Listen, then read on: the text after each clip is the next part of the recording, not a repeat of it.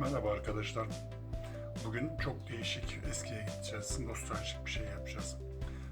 Birçok arkadaş, benim yaşımdakiler hatırlayacaklardır. Önceden sabahları İstanbul'da sıcak süt satılırdı. İskelede, vapurda, duraklarda ve birileri hazır olarak getirip satarlar veya da oraya yakın olan pastanelerde sıcak süt bulunurdu. Ve sabahleyin özellikle kış sabahları o sıcak sütü içip bir de poğaça alıp onunla kahvaltı yaparak işe gidilirdi. Ama zamanla birçok şey değiştiği gibi bu alışkanlık da değişti ve artık biz sıcak taze süt içemez olduk. Bugün bir değişiklik olsun diye dolaşırken taze süt buldum ve taze süt içmek istedim. Ve beraber taze süt nasıl kaynatılır onu görelim istedim. Bunun için önce bir tane tencere, sonra bir tane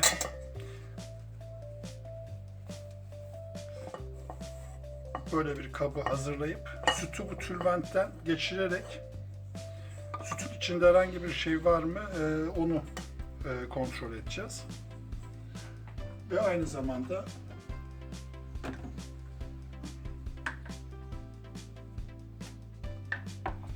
bu Hayat markalı bir taze süt buldum. İnek sütü bu. Evet. Önce sütümüzü süzüyoruz.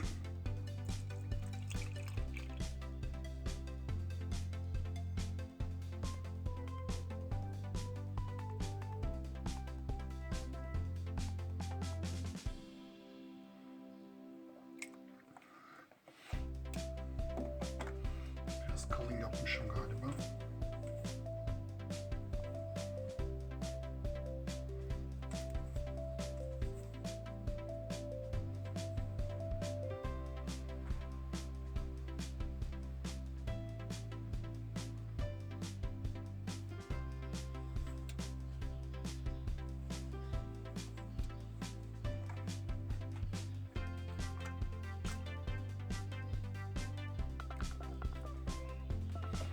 Süt alırken şarkütericiyle konuştum.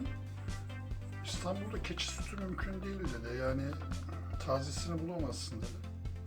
Bulabileceğin sütler inek ve nadiren de olsa koyun sütüdür dedi. Ben de oraya güvendiğim için inek sütü tercih ettim.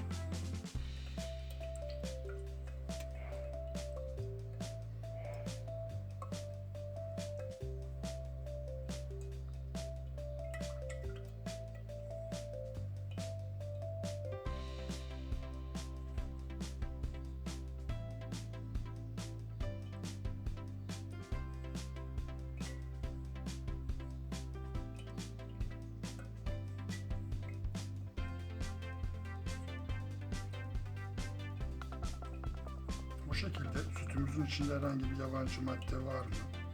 Herhangi bir inekten kalan kalıntı, kir, tortu vesaire ona bakmış oluyoruz.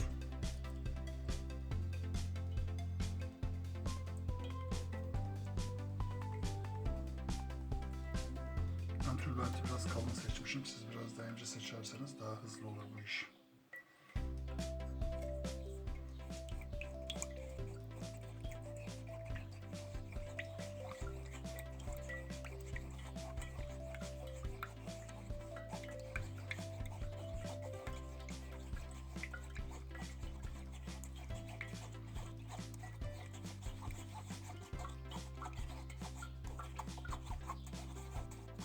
Evet, sonuç olarak baktığımızda sütümüzde herhangi bir kalıntı, herhangi bir şey yok.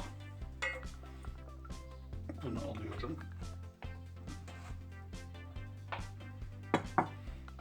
Ve şimdi sütümüzün altını yakıp kaynamasına bekliyorum. Orta ateşte kaynayasıya kadar sütümüzün başında bekliyorum. Kalan sütümüzü daha sonra kullanmak için kaldırıyorum.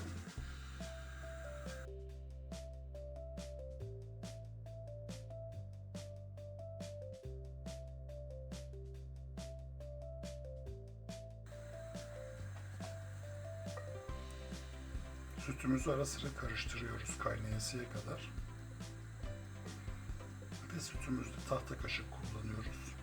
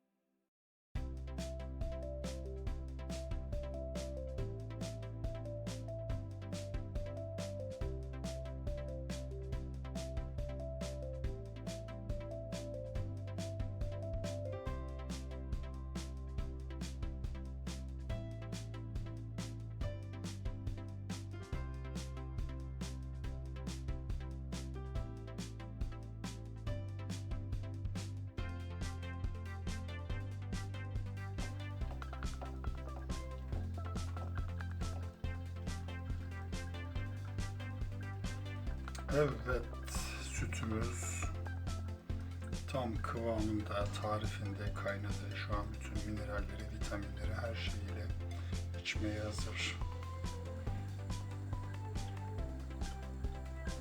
Ve ben onu son bir kez karıştırıp kapatacağım altını.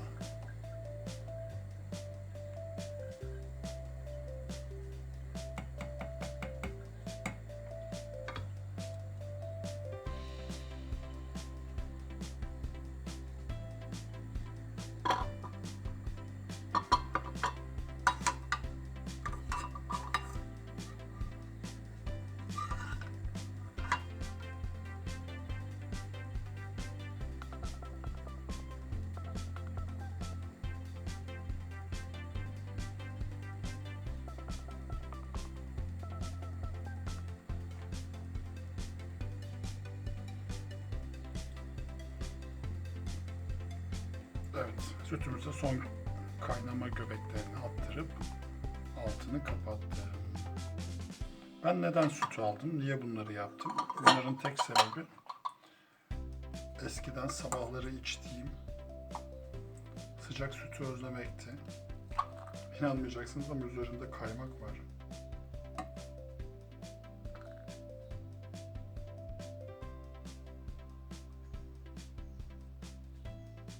Evet. Ben bütün bunları bu bardak süt içebilmek için yaptım. Evet, muhteşem. muhteşem bir tat. Hatırladığım, özlediğim tat kokusuyla, lezzetiyle, kaymağı bile var. Harika bir şey. Hem sağlığınız için hem nostalji için siz de yapabilirsiniz. Alabileceğiniz doğal sütü kaynatarak. Sanırım bu süt çok fazla. O yüzden bu sütten yoğurt yapmayı da deneyeceğim. Lütfen arkadaşlar bu videomuzu izledikten sonra altına yorum yazarsanız çok memnun olurum. Çünkü sizin fikirleriniz bizim için çok önemli. Diğer videolarımızı izler, onlara da yorumlar yazarsanız seviniriz. Lütfen kanalımıza abone olmayı unutmayın. Sağlıklı, mutlu günler diliyorum size. Süt için sağlıklı kalın. Görüşmek dileğiyle, hoşça kalın. Harbi çok güzel, lezzetli. O lezzeti unutmuşum. Önceden bunu tarçın da katardık ya.